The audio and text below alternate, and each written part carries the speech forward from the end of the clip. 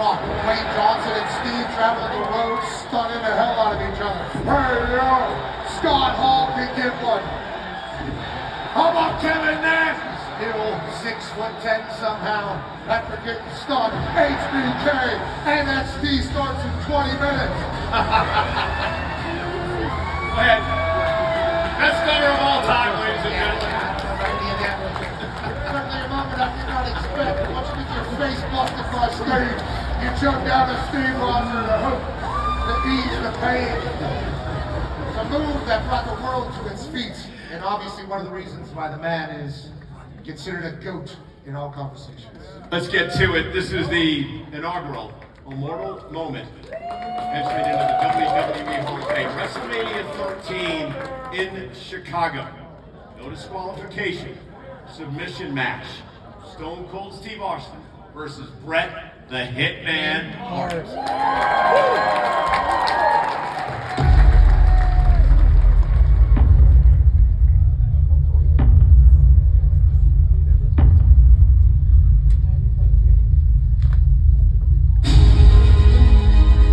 Hart was the man. He was the best guy in the WWE at the time.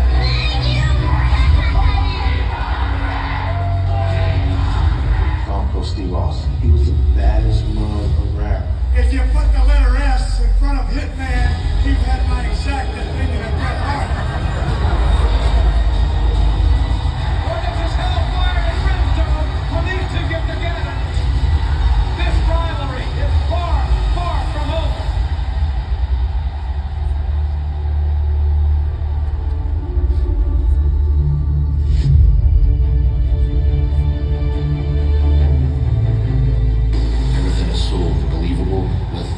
Stone Cold, people on the edge of their chair to see what happens next. And the story couldn't have been any better told than it was on that night, WrestleMania 30. There we go. I'm tuned into the crowd, and so we've got a vote right from the get-go. You can't be counted out. You cannot be disqualified. You've got to quit to end the match.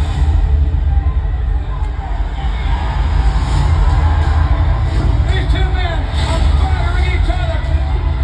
This is a hell of a fight. You can sense that something extraordinary is taking place.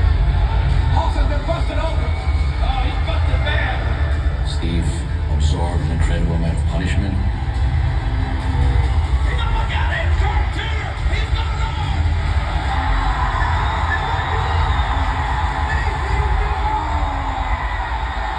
These people are standing. Can you imagine the pain that's rushing through Austin's body? Austin never gave up, but he passed out with the pain. The beauty of WrestleMania 13, it changed the business forever. Little did I know that this was going to be one of the greatest matches of all time. WrestleMania 13, that night was perfection. We salute Bret the Hitman Hart and Stone Cold Steve Austin for their extraordinary WrestleMania 13 battle, a WWE Immortal Moment.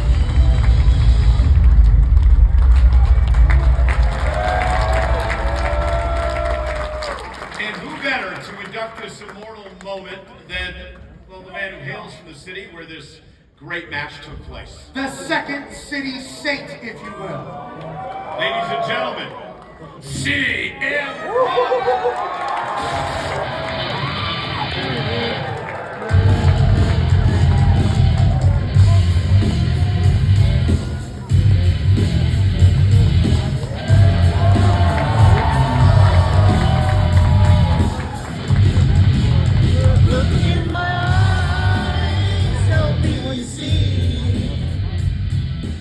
So they've given me 2 minutes to talk about the two greatest generational superstar elite workers this business has ever seen. And their magnum opus they give us at WrestleMania 13. Now I could talk about each of these gentlemen for 2 hours plus. I could talk about that match for another 5, but you guys don't want to hear from me tonight. You want to hear from Steve Austin and Bret Hart.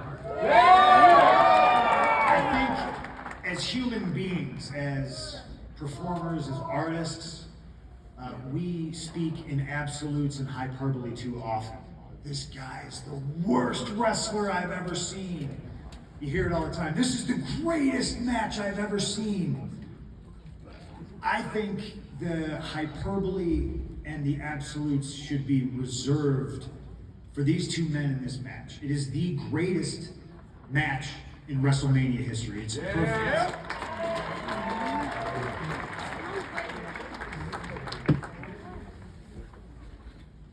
Just trying to eat up a little bit of time here and see if I can. I say I'm the best in the world, but this night is not about me. This moment means a lot to me. This match, I think, meant a lot to the business and a lot of the boys and girls sitting here today, and certainly to the fans. Shout out to Ken Shamrock. He was a big part of this, making it what it was. He selflessly understood what it took to be a great referee. Tip of the cap to Sweet Home Chicago. Some of the best fans in the world helped make this perfect storm what it was. And again, this is not about me, but this moment and this match and these two guys mean so much to me. This all means so much to me.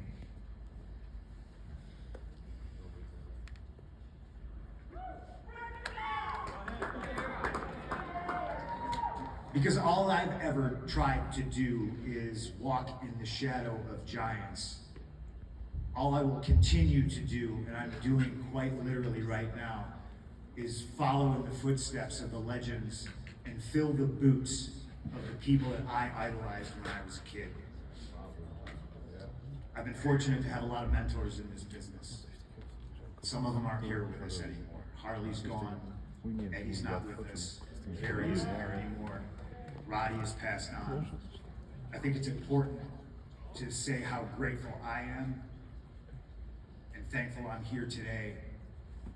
Thankful that Bret and Steve are here so we can all tell them how much they mean to us, to thank them, to give them their flowers because they so desperately deserve it.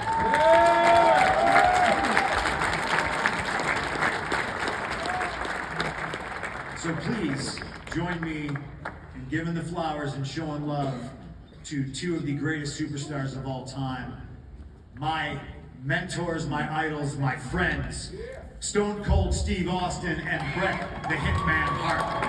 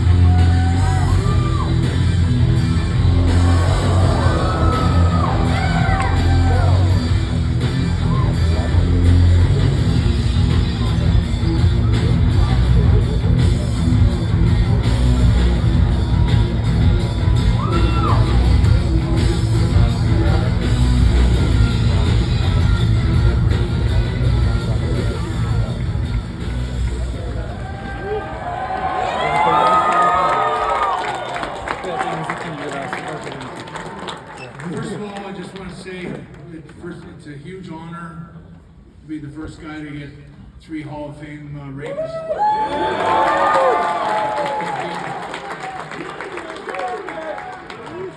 I always, from the night that I had this match, I knew when I was in the dressing room after, it was like, I think that was my greatest match. It was such a great moment for me. It was something that I could feel it the second it happened, and I just knew that this might be the greatest match of all time. Might be the greatest match I ever had.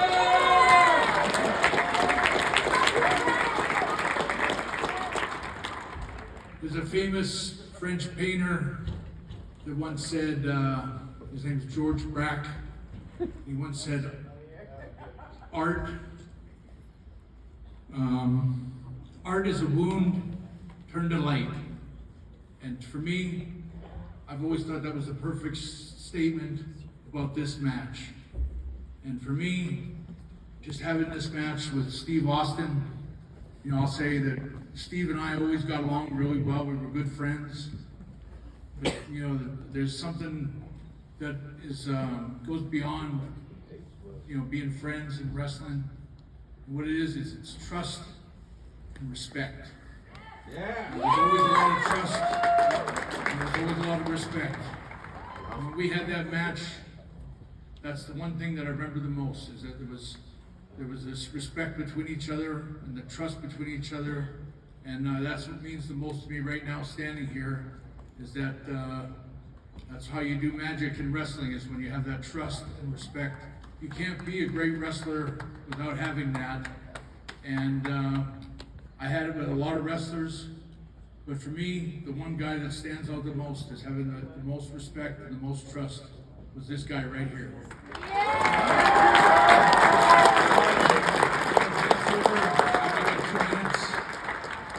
Let Steve take you on the rest of the road.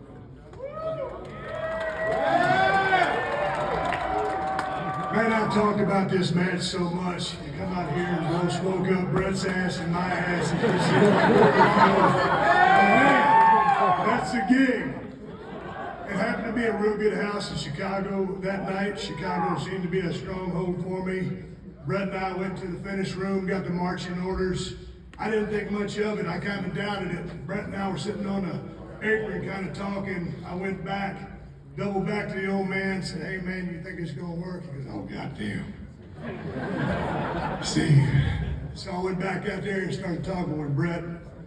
Anyway, went out there and just had a hell of a match. And it was basic and it was simple. And you know, you can do whatever you want, but man, if you keep it basic simple, you got a pretty good start there. Because you ain't got to do a whole bunch of shit in the air and hurt yourself. It was a great match. It was a lot of fun. And like CM Punk said, he so properly addressed Ken Shamrock. I'd like to say thank you to Ken Shamrock. He brought a lot of eyeballs to that match.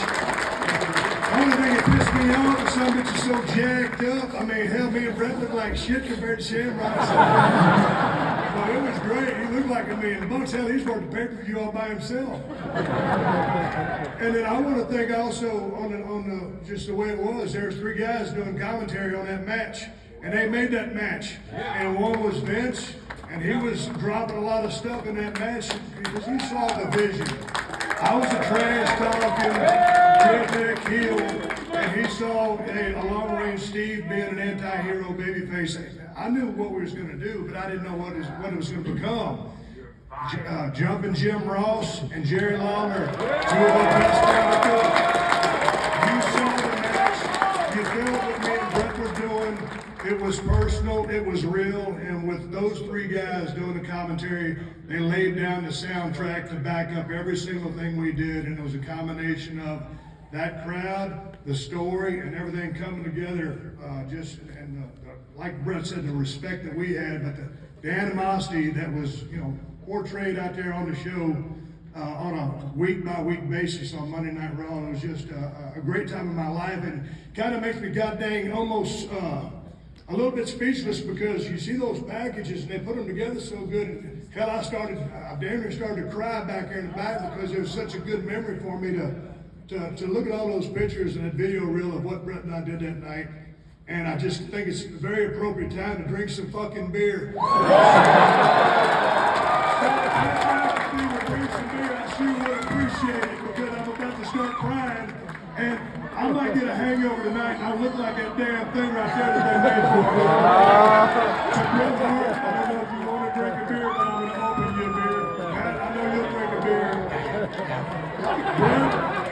love you. You took me under your wing when I came into the company. We understand. You showed me the way. You helped me out. You knew that we could make money. We did. If it wasn't for Bret Hart, Stone Cold Steve Austin wouldn't be sitting here. I'm proud to be the first match with Bret going in because all my peers over here, I'm looking at Mick Foley, Shawn Michaels, all these guys, Triple H, they could have went in themselves, but we were the first. We deserved it. Kind of changed the history of the business, and that's the bottom line. Cheers.